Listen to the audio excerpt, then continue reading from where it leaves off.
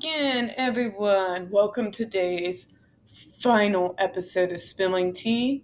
I am your host, Tiffany Daniels, and as usual on my Sundays, call center girl here. We are going over some Johnny Depp news. Well, what are we going over? We're doing something positive for once. And hopefully that good karma will get me some. Oh, we'll not go there.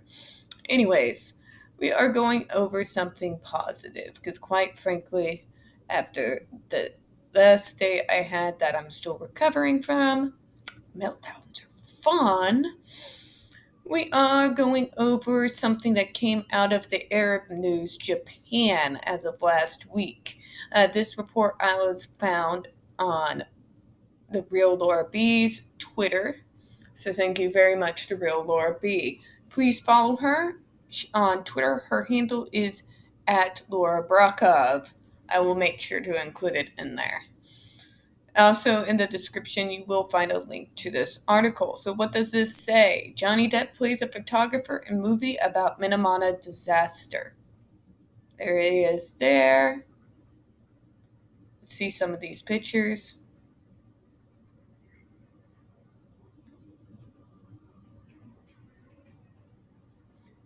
Okay, and that goes over the pictures. Moving on. Tokyo. Thanks to the lead role being played by Johnny Depp, a film depicting the tragic events in Minamata in the early 70s sold out quickly in Tokyo. Take that, cancel culture. An almost unrecognizable Depp plays the character of Eugene Smith, one of Life's magazine's photojournalists who documented the Minamata disaster in Japan between 1970 and 1972. So now we're going to go over a little bit of what we would see in the film. For the love of God, MGM just released the film in the US. Now is as pertinent time as ever there was to get a documentary like this. Well, not documentary. I'm stuck on documentaries, folks. Leave me alone. It's more important than ever to get something like this out, especially in the US. Moving on. Minamata is a small fishing town in the Kumamoto region of southern Japan, which suffered severe pollution over a period of 34 years last century from the Chiso chemical plant, which dumped toxic waste into the sea and contaminated the food chain, causing terrible neurological diseases that affected the central nervous system of humans and animals. The film evokes the documentary photos of Eugene Smith, including the photo of the Tomoko in the bath, one of the most important photos in the history of photojournalism.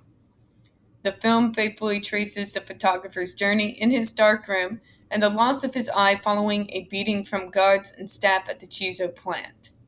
The film evokes the closeness and intimacy that the photographer maintained with his subjects and the power of images to change the course of events.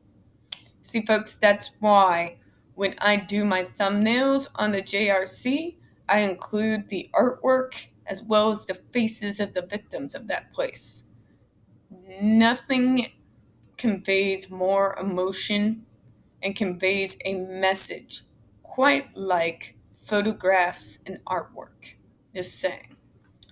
Johnny Depp, in addition to playing the lead role, is also a co-producer of Andrew Levitt's film, which also has contributions from colorist Peter Doyle, composer Ryuichi Sakamoto, and leading Japanese actors such as Tadano Asanbu and Hiroyuki Sanada. More than 2,000 people suffering from the Minamata disease sued the Chiso company, but have yet to be compensated. The legal battle continues. So very pertinent to be taking a look at as that continues to go forward here. And that court case continues to be fought all those years later. Considering what I'm tackling, let's forget that. That's has nothing to do with this. So I find it very interesting that MGM deems it more important to keep back a film due to the supposed controversy behind the lead actor than it is to get the message out there as to what happened in regards to the Minamata disaster and how it continues to affect the survivors. There are still people who are being affected by those events, and yet they continue not to show it in the US. And the excuse that they continue to use is the so called controversial lead actor.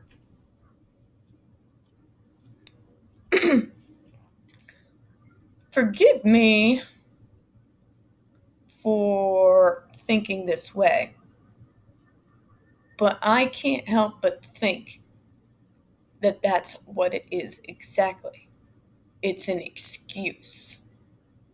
Over the last several decades, I have sat there and watched and grown up and watched as corporations continued to gain more and more and more power and more influence every single day. With the billions of dollars that they pull in every year, well, you know the old saying how money talks, right? And don't think for a moment that these corporations do not have their fingers in every facet of life. We are talking, if you believe that they don't have their paws on Hollywood, well, then I have a river in Egypt that I can sail to you. Is this denial to get the movie out really about Deb and AH? Or is it more in regards to not wanting to piss off the corporations? I do have to wonder that. Sorry, I've been sitting on that for about a week and a half. Anyways, now, in regards to this whole crap about cancel culture, it is really affirming to me to see that very obviously people still care about these events. People want to go and see the film. The fact that it has sold out in Japan is very telling. It is sold out in every other country thus far where it has been allowed to be shown, which gives me the point of this. A, you can't keep a good, innocent man down. Whether you like it or not, his work speaks for itself. Number two, and listen to me here, folks.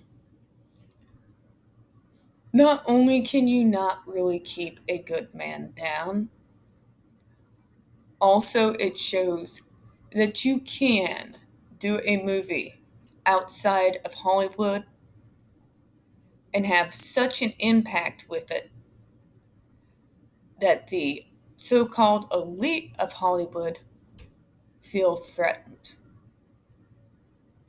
And on those notes, I'm going to go ahead and close out for today. Now, we don't get very many views on this channel. The few that we do get do tend to get removed from time to time. So, folks, please don't forget to hit that like button. Hit subscribe. Don't forget to hit the comments. I do appreciate your time this afternoon. And as always, folks, we here at Spilling Tea hope you have a good one. Bye-bye.